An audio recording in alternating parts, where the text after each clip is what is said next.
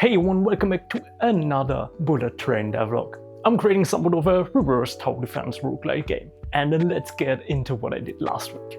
My main focus last week was still a bit the forest area boss, where I tried to get more functionality in. I would say this functionality-wise now pretty close to what I want to have, but there are still some balancing adjustments and also visually audible and general player feedback still needs to be improved. But the main change I added last week is that now in the first phase the boss already spawns vines that are on the track, and also those root waves will now slow down the terrain. And once the terrain is close enough to the boss will do quite a bit of damage. Let's see if I can actually survive it with just default health, because yeah, it will do the jump attack and yeah, just barely survived, then got killed by the bee.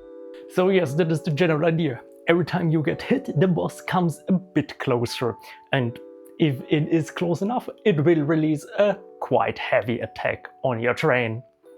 But that will also reset the distance again.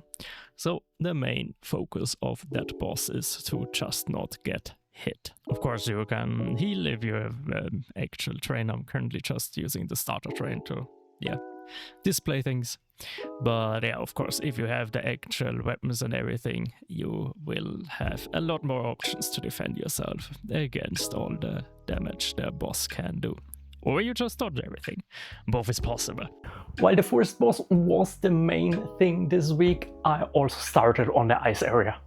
Which first thing was that I'm able to unlock it in the town, and I also started with the main features of that area. The main mechanic here is that your train can get frozen. When your train gets frozen, you will get a slight overlay that still needs to be stronger a bit, but the main thing is that you cannot dodge anymore for a short amount of time.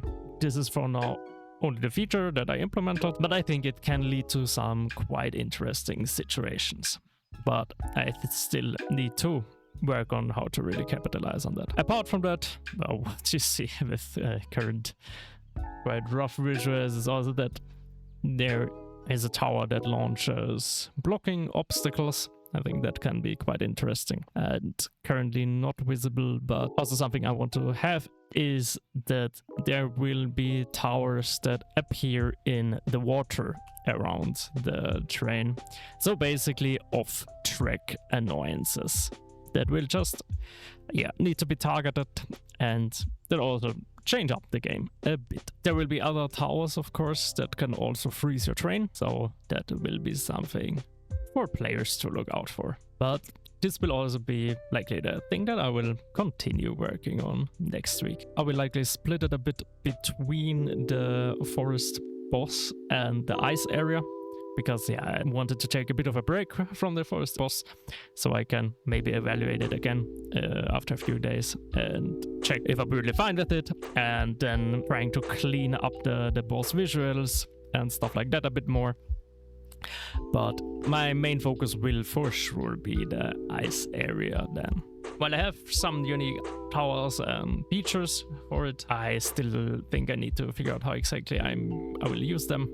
So that is something I'm looking forward to next week. And yeah, if I figure that out, I will likely also start with the Hydra boss of this area. I already have some plans for that, but yeah, let's see how far I can get.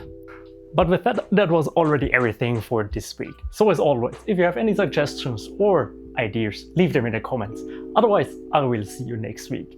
See you then, bye.